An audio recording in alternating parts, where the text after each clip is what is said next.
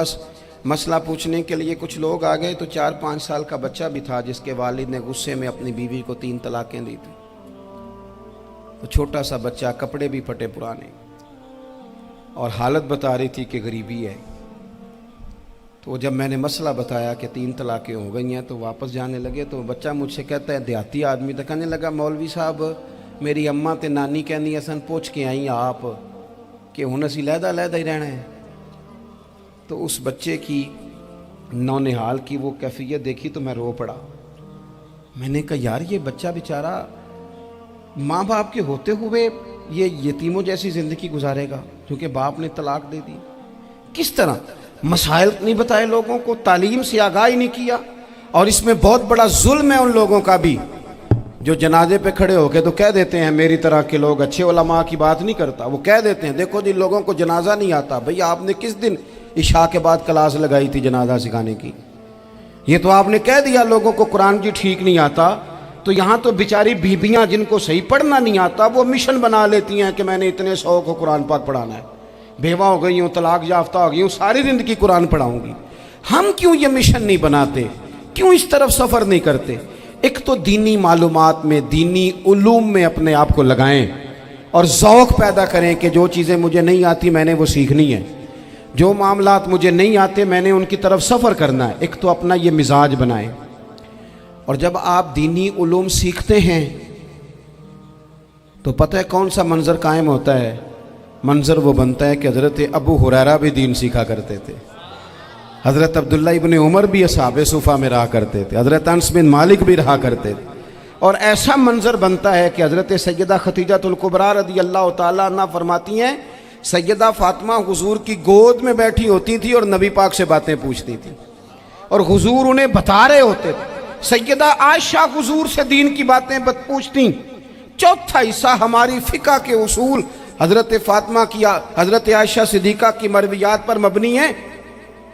اگر ہماری بچیاں چھوڑ دیں ڈائجسٹ پڑھنا، چھوڑ دیں ادھر ادھر کی مووی دیکھنا اور وہ کتاب و سنت پر آ جائیں تو بہت سارے مسائل ایسے ہیں جو الجھنے سے پہلے ہی سلجھے ہوئے ہوں.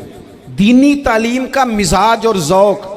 اور دوسری آیہ کریمہ میں نے تلاوت کی، اللہ کریم نے قرآن مجید میں فرمایا یا ایھا الذین آمنوا قوا انفسکم واہلیکم نارا، اے ایمان والو خود بھی دوزخ کی آگ سے بچو اور اپنے گھر والوں کو بھی بچاؤ.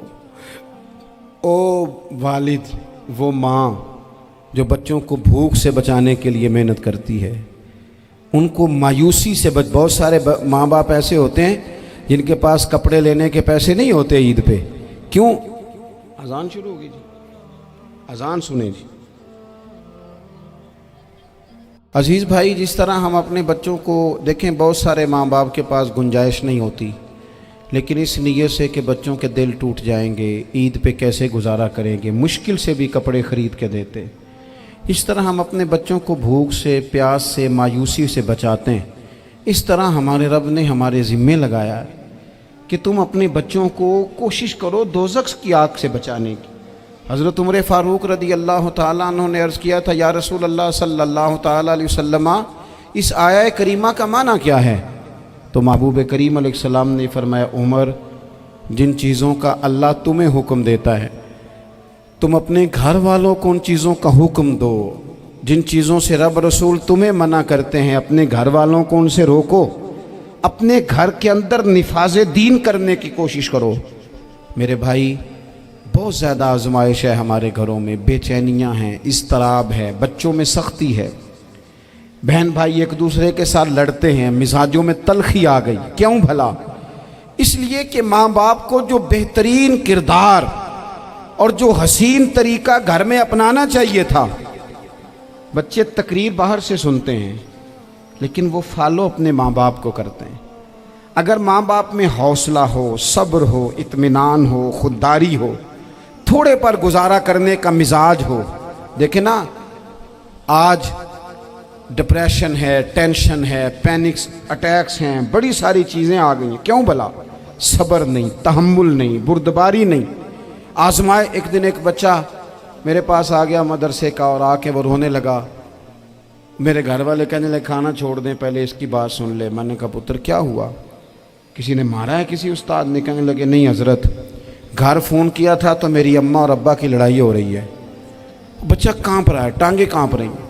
میں نے کہا کیا ہو کیا گیا تمہیں پتر, لڑائی ہو رہی ہے تو گھروں میں ہو ہی جاتی ہے. کہنے لگے نہیں آپ کو پتہ نہیں, وہ بڑا سخت لڑتے ہیں. میرے والد جب میری والدہ کو مارنے کے لیے آگے بڑھتے ہیں تو ہم سارے چارپائیوں کے نیچے چھپ جاتے ہیں. ہمیں خوف آتا ہے, وہ منظر خطرناک ہوتا ہے. یہ کون تکلیف دے رہا ہے اپنے بچوں کو؟ یہاں بیٹھے ہمارے ہاں میلوں دور رہتے تھے اس کے گھر والے, تو وہ تکلیف میں تھا, تو گھر میں کیا کیفیت ہوگی؟ اگر حوصلہ ہو, صبر ہو, قناعت ہو, اللہ کے دیے ہوئے تھوڑے رزق پر ہمیں راضی رہنا آتا ہو, ہمارے گھروں میں سکون آئے, اطمینان آئے. ہم جو زندگی بڑی خوشی خوشی گزار سکتے ہیں, ہمارے مزاجوں کا لالچ, ہماری طبیعتوں کی بے راہ روی, ہماری جھوٹی انا کا بت, ان ساری چیزوں کو ختم کر دیتا ہے.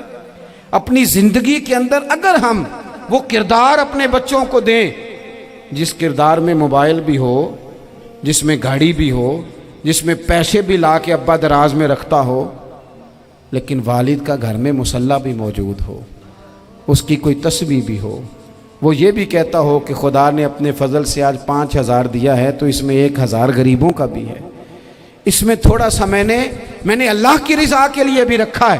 اگر کوئی مشکل آ جائے تو وہ باپ اور ماں کو صبر کرتا ہوا دیکھتے ہوں. اگر ایک باپ کر بات کرے تو دوسرا برداشت کرتا ہو. خدا را اپنی اولادوں کو اس اذیت کا شکار نہ کرو. اپنے گھروں کے اندر وہ خودداری, وہ پیار, وہ وقار, وہ محبت, وہ انداز. آپ تھکے ہوئے ہیں کوئی شک نہیں, آپ بہت سارے مسائل کا باہر شکار ہوں گے کوئی شک نہیں, لیکن آپ باہر سے تھک کے آئے ہیں. اور اگر آپ باہر اپنی فیکٹری کے مالک ہیں اور دفتر کے بڑے ہیں تو گھر میں بھی تو آپ بڑے ہیں نا. آپ کی ماں بھی تو انتظار کر رہی ہے, اس نے بھی تو دکھڑا سنانا ہے نا آپ کو. آپ یہ دیکھیے کہ آپ کے بچے بھی تو انتظار کر رہے ہیں, وہ چاہتے ہیں کہ ابا آ کے بیٹھیں تو ہم ان کے سینے پہ چڑھ کے تھوڑا کھیلیں. آپ کی اہلیہ منتظر ہیں.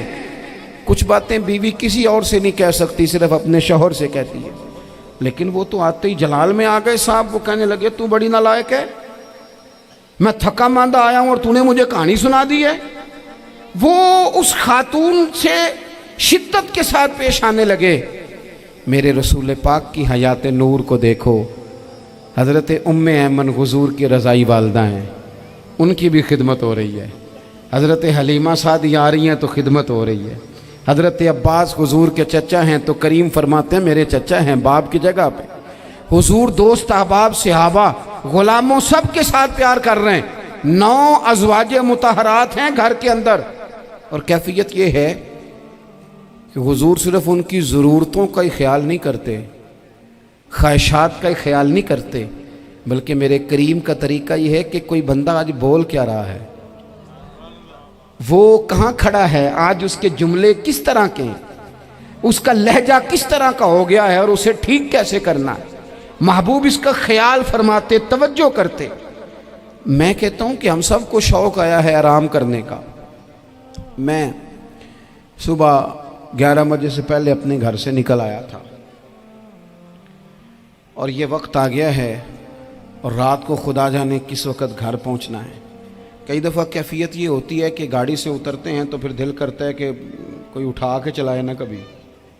اس کے باوجود بہت سارے لوگ ناراض رہتے ہیں کہ ہم سے مل کے نہیں گئے, فوٹو نہیں کھنچوا کے گئے, فلانی جگہ چائے نہیں پی کے گئے. یہ تسلسل ہے. لیکن میں جتنا مرضی تھکا ماندہ گھر جاؤں گا نا, کبھی ایسا نہیں ہوا کہ میں گھر جاؤں تو بڑی ٹینشن میں جاؤں. میری گھر والی ایک دن مجھ سے کہنے لگی آپ نے کبھی نہیں کہا کہ میں تھکا ہوا آیا. بندہ تھک بھی تو جاتا ہی ہے نا, کبھی کہاں کرے نا. میں نے اسے کہا پتہ کیوں نہیں کہتا, اس لیے نہیں کہتا کہ میں نہیں چاہتا کہ میرے بچے یہ کہیں کہ ہم نے دین نہیں پڑھنا, ہمارا باپ تو بڑی مشکل میں ہے. ہم اپنے کام کے بارے میں اپنے گھر میں شکوے کرتے ہیں. آپ کسی بچے سے پوچھ لیں کون سا کام کرنا ہے, کہنا جڑا ابا جی کر دے رہے ہیں وہ نہیں کرنا. کیوں کہ ابا جی ہر روز تو کہتے ہیں میں بڑا الجھ گیا ہوں, یہ کام بڑا مشکل ہے. میں چاہتا ہوں کہ میں اپنے بچوں کو یہ بتاؤں کہ پتر میں تو جدھر جاتا ہوں پھول ہی پھول ہیں. میں تو جدھر سے گزرتا ہوں محبت ہی محبت ہے، میں تو جدھر سے دیکھتا ہوں دعائیں ہی ملتی ہیں، تاکہ ان کا شوق پیدا ہو۔ میرے عزیز، آپ تھوڑا سا دل بڑا کریں۔ اگر آپ ایک کی وجہ سے پورا گھر سکون میں آ جاتا ہے تو آپ دل بڑا کیوں نہیں کرتے؟ جگہ ڈھونڈتے ہیں بس مجھے کوئی تنگ نہ کرے، کوئی میری باپ ماں بدولت کو کوئی پریشان نہ کرے۔ بخاری شریف سنیے، حضرت عائشہ صدیقہ رضی اللہ تعالیٰ عنہ بیٹھی ہیں، حضور فرمانے لگے عائشہ آج ایک بات نہ بتاؤں تمہیں؟ یا رسول اللہ بتائیے۔ حضور فرمانے لگے جب تم مجھ سے ناراض ہوتی ہو تب بھی مجھے پتہ چل جاتا ہے، اور جب راضی ہوتی ہو پھر بھی پتہ چل جاتا ہے۔ تو حضرت سید عائشہ صدیقہ بات سن کے بڑی خوش ہوئیں، یا رسول اللہ وہ کیسے؟ حضور فرمانے لگے کبھی کبھی تم قسم اٹھاتی ہو۔ یا رسول اللہ ہاں۔ فرمایا جب ہوتی ہو نا راضی، خوش، تو پھر کہتی ہو مجھے رب محمد کی قسم صلی اللہ علیہ وسلم، پھر تم میرے نام کے ساتھ رب کریم کا نام ملا کے قسم اٹھاتی ہو، رب محمد کی قسم۔ یا رسول اللہ بالکل ایسے ہی ہے۔ اور فرمایا جب تمہارے دل میں کوئی بات ہوتی ہے نا تو پھر تم کہتی ہو مجھے رب ابراہیم علیہ السلام کی قسم، پھر تم رب محمد نہیں کہتی۔ یہ بخاری مسلم میں موجود ہے۔ حضرت عائشہ صدیقہ نے تو بات سنی تو کھل گئی طبیعت، کہنے لگی کریم صدقے جاؤں، یہاں تک خیال فرماتے ہو؟ کس کے جملے کہاں پہنچ گئے، یہاں تک خیال ہے؟ فرمایا مجھے پتہ چل جاتا ہے کہ تمہاری کیفیت کیا ہے، کہاں کھڑی ہو۔ اور بھئی ہم تو اپنی ماں کا بھی خیال نہیں رکھتے۔